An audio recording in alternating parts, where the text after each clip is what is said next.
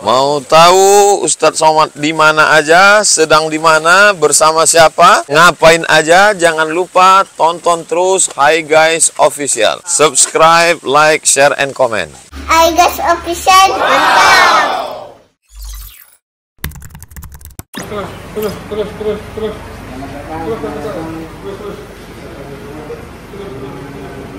Enggak, sudah.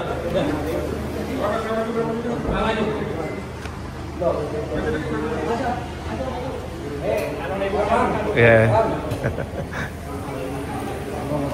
Kasih jalan dulu Ustadz ya, kasih jalan. Jangan di depan Ustadz.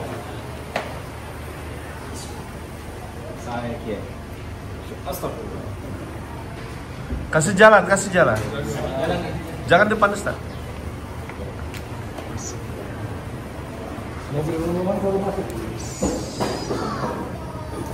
Oke, sini. Boleh masuk sini. Allah.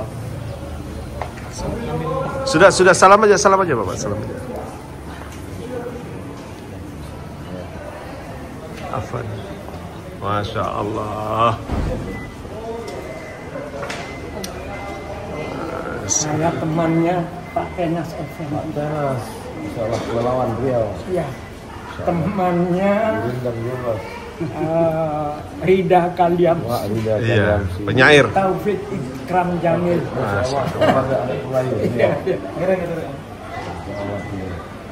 Kemudian ada cucunya Mursyid Tariko, Fakhrun Nas M. Hajar. Oh iya, aja, Pak.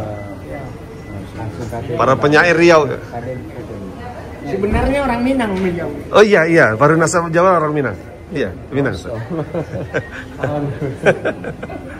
Lebih tahu. Sudah pernah saya makan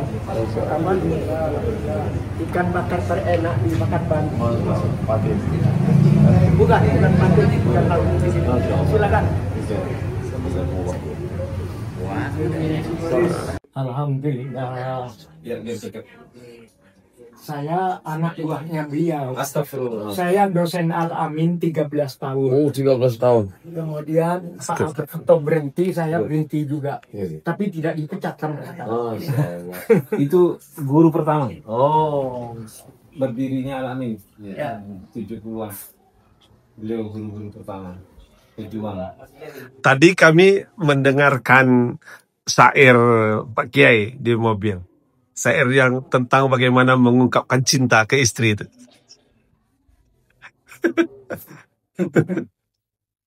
Di mobil tadi Ustadz yang memutarnya. Orang nikah tanpa cinta itu memang hamba. Karena sebelum melamar saja pernyataannya, izinkan aku mencium sebutir debu yang melekat di ujung sepatu. Iya, Masya Allah. Suami Tunggu dulu ya. istri yang bertauhid, Iya. menomorsatukan Allah. Iya.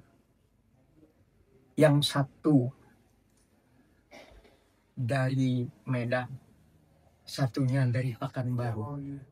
Itu ibarat dua butir embun dari ufuk yang berjauhan, yang bersatu dalam sekuntun mawar. Allah. Dan itu ketika itu dihayati, nikmatnya ketika istri mendengar walad dolinnya suami. Satu istri mendengar walad balin. Jadi istri itu mendengar Quran, firman-Nya Allah lewat suaranya suami. Betapa nikmatnya. Dialah kori yang termerdu ya. Betul. Dalam. Itu ide-ide itu dari mana datang itu? Penyair itu kan orang apa? Banyak taman ininya, banyak imajinasinya. Bagian dari ilham ya. Insya Allah begitulah ketika tidak mengajak kepada sesat, masih berpihak kepada kebenaran. Insya Allah.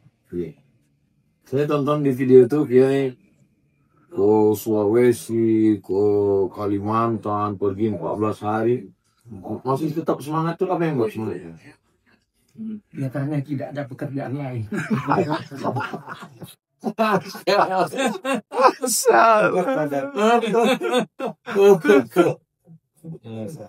Kawan tuh.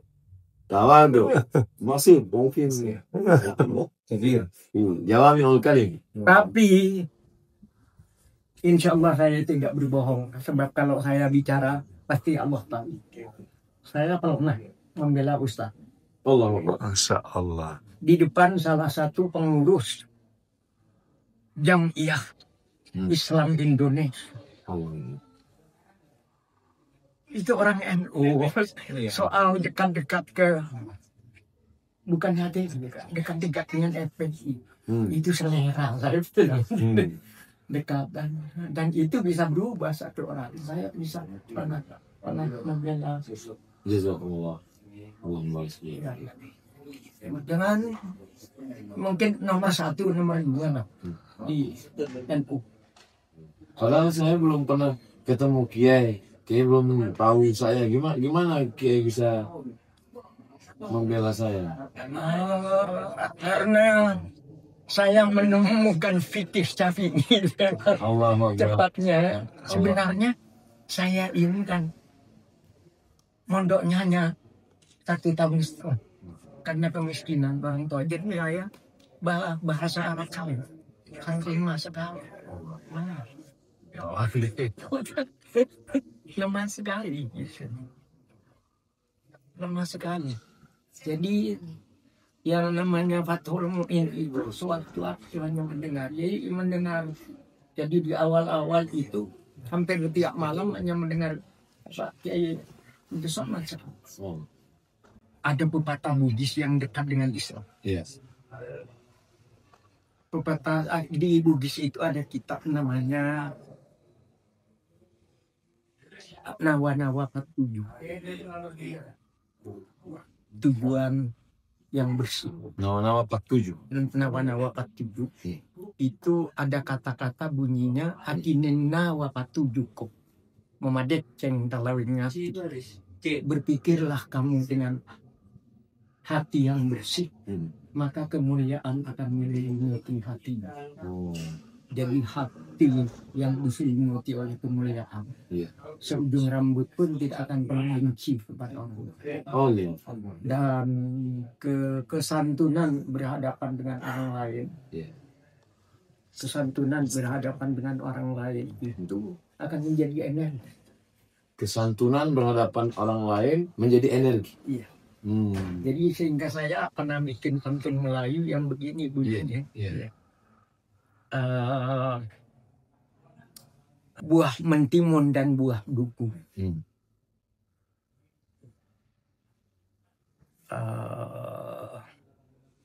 Sangu jalan menuju rengah.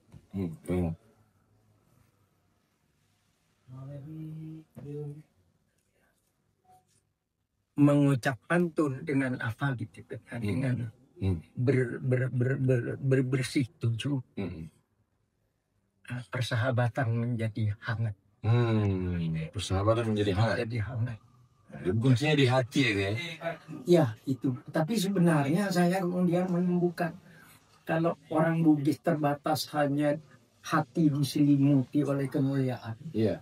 Tapi Al-Quran malah mencelup. Sifatul. Sifatullah. Al-Quran lebih dalam dari itu.